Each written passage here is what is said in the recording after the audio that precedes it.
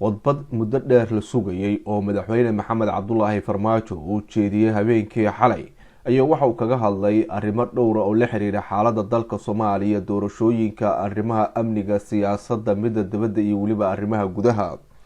madaxweyne maxamed cabdulaahi farmaajo ayaa qodbadiisu intii ay socotay waxa afkiisa uu ka ilaaliyay ra'iisul wasaaraha dowladda federaalk ee Soomaaliya Maxamed Xuseen Roble, waxaana guud ahaan intii uu hadlayay madaxweyne maxamed cabdulaahi farmaajo oo 9 daqiiqo kor u dhaafaysay uusan marnaba soo hadal qaadin ra'iisul wasaaraha dowladda federaalk ee Soomaaliya, balse waxa uu ka hadlay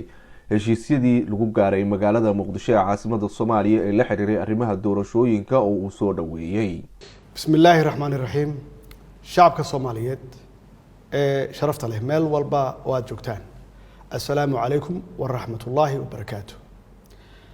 midnimada iyo wadajirka shacabka Soomaaliyeed waxa ay fure u yihiin jiritaankeenna iyo awoodeenna qarannimo. taasi waxaa doorka ugu weyn ku leh dhallinyaradeenna oo ah aqlabiyadda ummadda Soomaaliyeed. baraarugga dhallinyarada Soomaaliyeed ee dhanka horumarka iyo dowladnimada waa midka nagu dhiirigeliyay inaan ku aaminno hogaaminta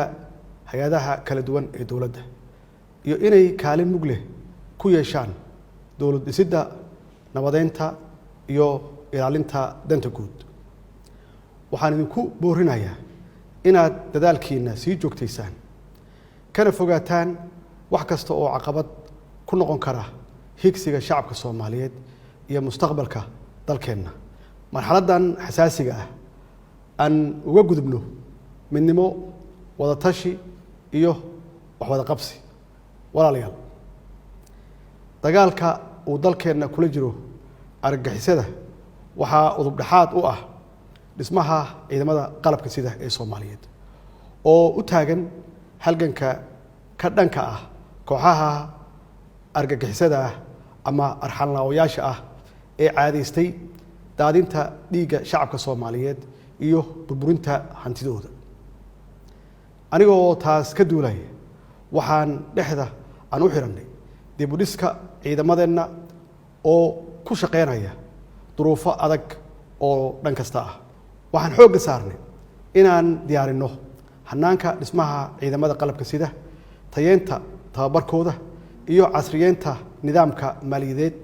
ee ilaalinta ama lagu ilaaliyo xuquuqdooda. dadaaladaas iyo qorshayaashaas aan hirgelinay waxay horseedeen in maanta ciidamadeenna geesiyaasha ah ay awood u leeyihiin hanashada amniga dalka, uuna gabagabo marayo qorshihii ay kagala wareegi lahaayeen amniga dalka ciidamada AMISOM oo u huray naftooda garab istaagga dowladnimada Soomaaliyeed. shacabka Soomaaliyeed ee sharafta leh, siyaasaddeena arrimaha dibadda waxaan ku dhisnay wax wada qabsi, is-ixtiraam dalalka caalamka ah iyo ilaalinta sharafka iyo madax bannaanida dalkeenna. marnaba maynan aqbalin in arrimaheenna gudaha uu shisheeye soo fargeliyo, annagoo ka dhowrsannay tallaabo kasta oo hoos u dhigi karta ama u dhigaysa qabka iyo qarannimada Soomaaliyeed. marnaba maynan aqbalin in duruufaha nagu xeeran awgood nalooga faa'iidaysto oo la isku dayo in go'aamadeenna gacanteenna lagala baxo. siyaasadda gobonnimada ah ee arrimaha dibadda ee aan qaadanay waxay horseeday in markii labaad Soomaaliya loo doorto 4 sano gudaheeda xubinnimada golaha xuquuqul insaanka ee qaramada midoobay. waxaa sidoo kale madaxweyne ku-xigeen aanu ka noqonnay golaha loo dhan yahay ee jamciyadda qurumaha ka dhexaysa, annaga oo haatan u sharaxan xubinnimada golaha amniga ee midowda Afrika oo ay doorashadiisu dhacayso dhowaan. sidoo kale dowladda federaalka Soomaaliya waxay u diyaar garowday musharaxnimadeeda ka mid noqoshada dalalka aan joogtada ahayn ee golaha ammaanka ee qaramada midoobay ee loo yaqaan Security Council-ka oo ay noogu dambeysay muddo 50 sano ka hor. walaalayaal, sidaad ogsoon tihiin waxaan xoogga saarnay inaan idin ilaalino ammaanada aan idin hayno. waxaanan meel marinay shuruucdii lagula dagaalami lahaa musuqmaasuqa annagoo sidoo kale xoogga saarnay shuruucda lagu horumarinayo hanaanka maaliyadeed ee dalka kaas oo abuuray daahfurnaan iyo hufnaan ay ka markhaati kaceen khubaro dhaqaale iyo hay-adaha caalamiga ah ee arrimaha maaliyadda waxaan meel gabagaba ah soo gaarsiinay tallaabooyinkii aasaaska u ahaa ololaha deen cafiska annagoo haatan sugayna miro dhalka dadaaladaas lagu cafinayay dhammaan deymaha culaysiyey dalkeenna taasi waxay u baahan tahay inaan sii ambaqaadno qorshayaasha hawshaas lagu sii dardargelinayo iyo inaan xoojinno dadaalada lagu adkeenayo dimuqraadiyeenta dalka oo ay ugu horeyso ku dhaqanka dowlad wanaag iyo hirgelinta doorashooyinka sida ballanqaadkaygu ahaa waxaan mar kale aan ku celinayaa inaan marnaba aynan aqbali doonin in lagu takrifalo hantida danta guud iyo ammaanada ay shacabka Soomaaliyeed noo wakiisheen xaalad kasta oo aan ku sugannahay waxaan mar kale aan farayaa hay-adaha dowladda iyo mas'uuliyiinta kala duwan inay ilaaliyaan hantida danta guud maadaama lagu jiro xilli doorasho ayna tahay waxa ugu horeeya ee adduun iyo aakhiraba la iskula xisaabtamayo sidoo kale madaxweyne maxamed cabdulaahi farmaajo ayaa ka hadlay xaaladda doorashooyinka ee dalka Soomaaliya waxaana uu sheegay in uu si weyn u soo dhaweynayo heshiiskii lagu gaaray magaalada Muqdisho ee caasimadda Soomaaliya ee la xiriiray arrimaha doorashooyinka waxaana dhinacyada ugu baaqay in ay hirgeliyaan heshiiskaas isla markaana ay ku shaqeeyaan wixii lagu heshiiyey oo saldhig u ah heshiiskii hore loo gaaray ee 17 Sebtembar walaalayaal mudanayaal iyo marweyn waxaan rabaa inaan halkan ka bogaadiyo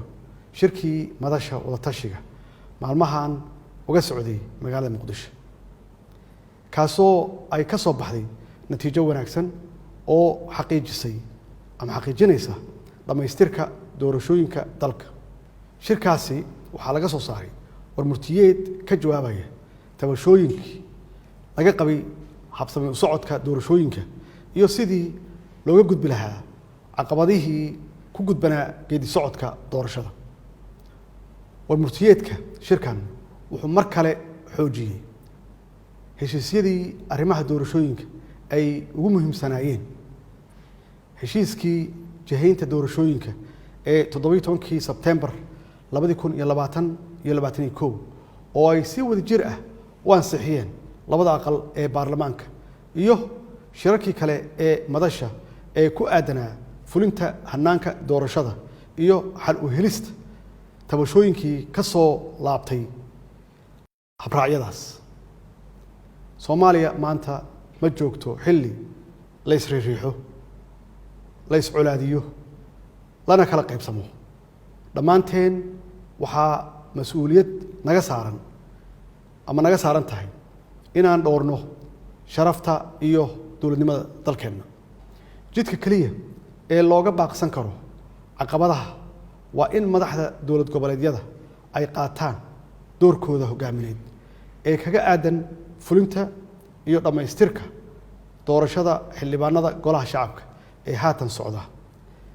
danta gaarka ahna laga hormariyo xasiloonida iyo danta guud ee dalka mudanayaal iyo marweyn madasha wada tashiga qaranka waxay mas'uul ka tahay hirgelinta doorashooyinka si waafaqsan dhammaan heshiisyada aan hore u soo sheegay oo saldhig sharciyeed u ah una fududeynaya sidii ay u dhamaystiri lahaayeen doorashooyin daahfuran oo ka turjumaya himilada shacabka Soomaaliyeed sidaas awgeed waxaan ku adkeenayaa madaxda madasha wada tashiga inay ka dhabeeyaan fulinta qodobada ku xusan warmurtiyeedkooda ayna hirgeliyaan jadwalka doorashada oo ay isla qaateen oo si cad u qeexaya muddada lagu dhamaystirayo doorashooyinka dalka mudanayaal iyo marweyn shacabka Soomaaliyeed ma xamili karaan isqabqabsi siyaasadeed iyo cagajiid lagu sameeyo hanaanka doorashada waxaan alla ka baryaynaa inuu doorashadan noogu dhammeeyo jawi nabdoon naguna hago dhabaha horumarka iyo baraaraha wabilaahi tawfiiq wasalaamu calaykum waraxmat ullaahi wabarakaatu